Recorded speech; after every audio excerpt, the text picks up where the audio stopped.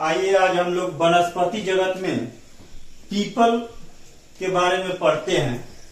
People के पेड़ के बारे में। यह एक विशाल छायादार वृक्ष है। इसका तना एवं जड़ें दूर तक फैले होते हैं।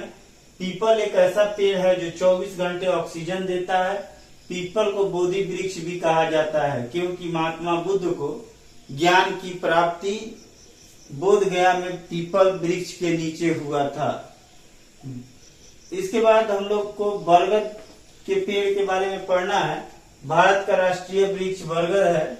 बरगद की जड़ें दूर तक फैली होती है। बरगद के तने से जड़ें लटकती है जो तने को सहारा देने का कार्य करती है। स्क्रीनशॉट लीजिए। आइए वनस्पति जगत में जो जट्रोफा एक पेड़ है उसके बारे में पढ़ते हैं।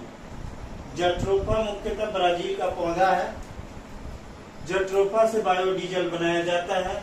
इसकी खेती उन क्षेत्रों में भी किया जा सकता है जो शुष्क या मरुस्थलीय क्षेत्र है।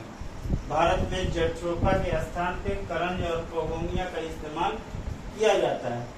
इसके बाद यूकेलिप्टस के बारे में जानते हैं हम लोग। यह मुख्यतः ऑस्ट्रेलिया में पाए जाने वाला वृक्ष है। यूकेलिप्टस को सामाजिक वानिकी या पारिस्थितिकीय तंत्र का आतंकवादी कहा जाता है क्योंकि यह एक दिन में 40 लीटर पानी का अपव्यय करता है। स्क्रीनशॉट ले लीजिए। आइए यूकेलिप्टस के बारे में पढ़ते हैं। यूकेलिप्टस को भारत में सामाजिक वानिकी कार्यक्रम 1976 यानी 1976 के तहत भारत में लाया गया।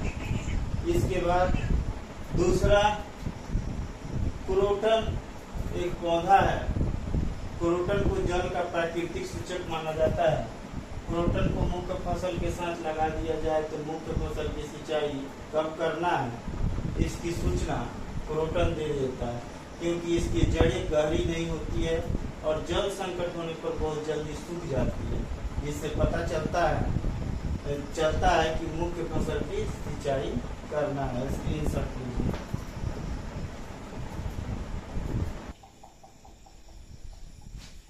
आइए सीता अशोक के बारे में जानते हैं। सीता अशोक को शहरी क्षेत्र में सड़कों के किनारे लगाया जाता है क्योंकि सीता अशोक भूमि प्रदूषण को नियंत्रित करता है। सिनकोना की छाल से मलेरिया की दवा बनाई जाती है। खजूर अबू धाबी में पाया जाता है। स्क्रीनशॉट लीजिए। आइए मानव आवास के बारे में पढ़ते हैं।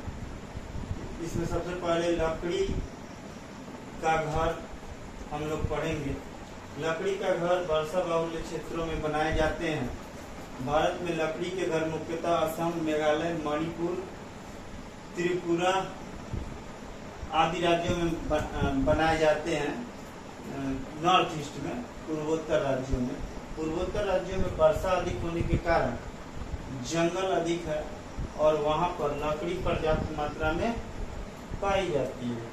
पूर्वोत्तर राज्यों में बांस को हरा सोना कहा जाता है। असम में घर जमीन से 10 से 12 फुट यानी 3 to 3.5 मीटर की ऊंचाई पर बनाए जाते हैं। इन घरों के फर्श, दीवारें एवं छत लकड़ी के बने होते हैं। स्क्रीनशॉट लीजिए।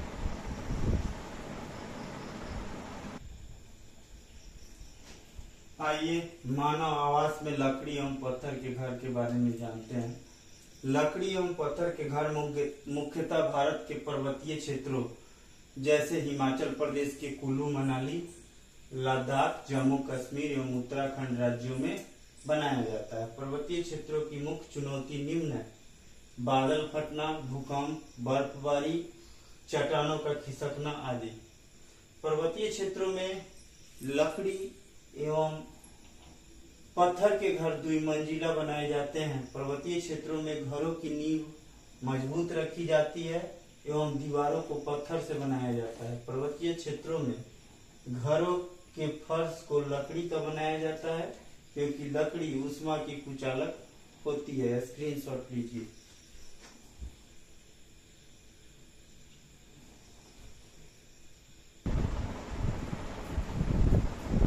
लद्दाख में लोग घर 2 मंजिला बनाते हैं। ऊपर के मंजिल पे परिवार के लोग रहते हैं नीचे जानवरों को रखते हैं और ज़रूरत का सामान इकट्ठा करके रखते हैं। सर्दियों के दिनों में परिवार के लोग भी नीचे आ जाते हैं और जानवरों के पास ही रहते हैं। नीचे के मंजिल में कोई खिड़की नहीं होती है। छत को मजबूत बनाने के लिए पेड़ों के मोटे तने इस्तेमाल किए जाते हैं। छतें समतल होती है। स्क्रीन शॉट लीजिए।